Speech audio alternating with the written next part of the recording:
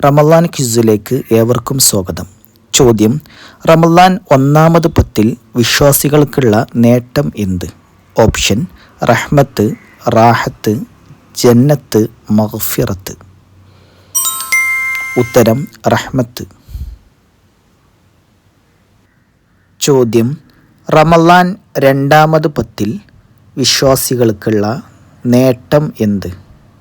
Option: റഹ്മത്ത്, മഗ്ഫിറത്ത്, ജന്നത്ത്, റാഹത്ത്. ഉത്തരം: മഗ്ഫിറത്ത്.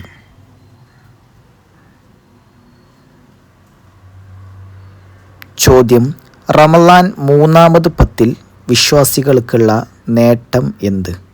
Option: പാപമോചനം, കാരുണ്യം, നരകമോചനം, ബർക്കത്ത്.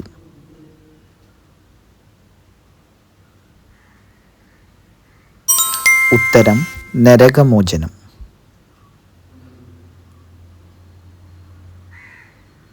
ചോദ്യം: കാരണം കൂടാതെ നോമ്പുകാരൻ ഉച്ചയ്ക്ക് ശേഷം ബ്രഷ് ചെയ്യുന്നതിൻ്റെ വിധി എന്ത്?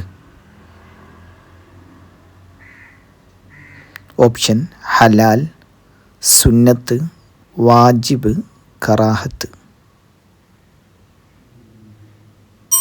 ഉത്തരം: കറാഹത്ത്.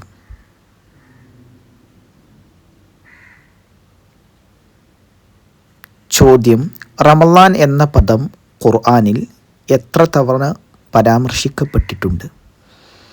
ഓപ്ഷൻ: 1 തവണ, 10 തവണ, 2 തവണ, 30 തവണ. ഉത്തരം: 1 തവണ. ചോദ്യം: റമളാൻ നോമ്പ് നിർബന്ധമാക്കപ്പെട്ട വർഷം? ഓപ്ഷൻ: ഹിജറ 3-ാം വർഷം, ഹിജറ 2-ാം വർഷം, ഹിജറ 5-ാം വർഷം, ഹിജറ 10-ാം വർഷം.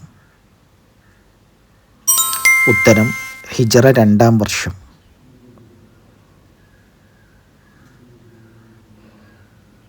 ചോദ്യം: റമളാനിൽ സുഗന്ധം പൂശൽ സുന്നത്തായ സമയം? ഓപ്ഷൻ: അത്താഴ സമയം, പ്രഭാത സമയം, ഉച്ച സമയം, വൈകുന്നേരം.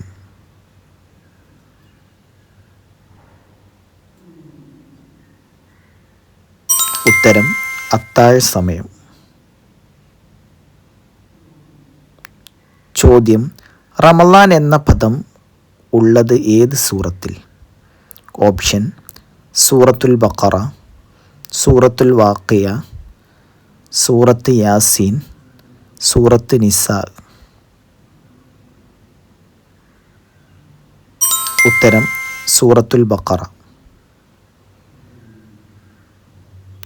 ചോദ്യം: നോമ്പിൻ്റെ നിയ്യത്ത് ഉച്ചരിക്കുന്നതിൻ്റെ വിധി എന്ത്? ഓപ്ഷൻ: ജായിസ്, സുന്നത്ത്, ഹലാല്, വാജിബ്. ഉത്തരം: സുന്നത്ത്.